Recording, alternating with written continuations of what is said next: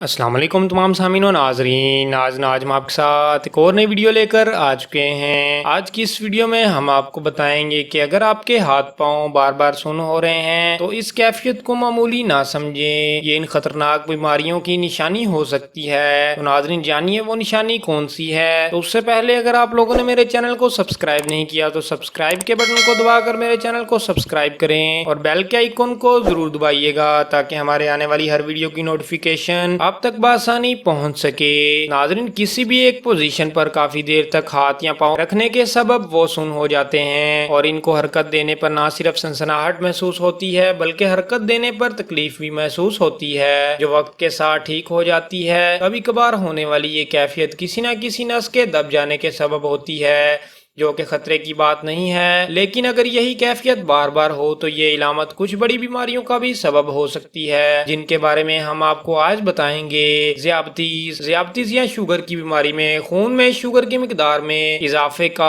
براہ راست اثر اعصاب پر پڑتا ہے جس کے سبب ان میں کمزوری واقع ہو جاتی ہے جس کی وجہ سے ہاتھ اور پیر سن ہو جاتے ہیں اور ان میں چبھن اور سنسناہٹ محسوس ہوتی ہے۔ اس وجہ سے اگر بار بار ہاتھ پاؤں سن ہو تو اس صورت میں فوری طور پر شوگر چیک کروا لینی چاہیے۔ دماغ اور ریڑھ کی ہڈی کے مرض، بعض اوقات دماغ یا ریڑھ کی ہڈی کے کچھ حصے سخت ہو کر یا پھر ان میں کسی قسم کی رسولی بن جاتی ہے جس کو ملٹیپل اسکلروسس بھی کہا جاتا ہے۔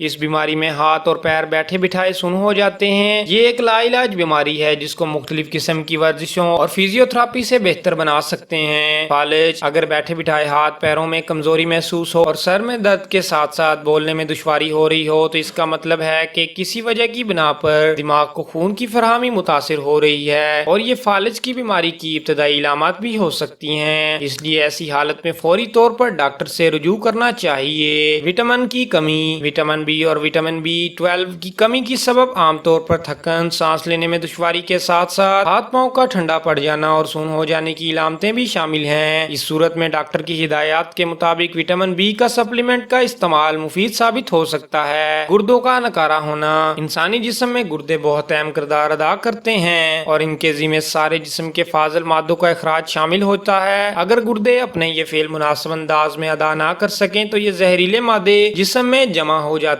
ہیں جس کی وجہ سے ہاتھ پاؤں بار بار سن ہونا شروع کر دیتے ہیں۔ اس وجہ سے اگر ہاتھ پاؤں سن ہونے کے ساتھ ساتھ جسم میں سوجن بھی ہو اور متلی کی تکلیف کا بھی سامنا ہو تو اس صورت میں گردوں کا ٹیسٹ ضرور کروا لینا چاہیے۔ تو ناظرین یہ تھی ہماری آج کی ایک چھوٹی سی ویڈیو۔ اگر آپ کو ہماری یہ ویڈیو پسند آئی ہے تو اس ویڈیو کو لائک کریں، اس ویڈیو کو شیئر کریں اور ہمارے چینل کو سبسکرائب کریں۔ ملتے ہیں نیکسٹ ویڈیو میں، تب تک کے لیے اللہ حافظ۔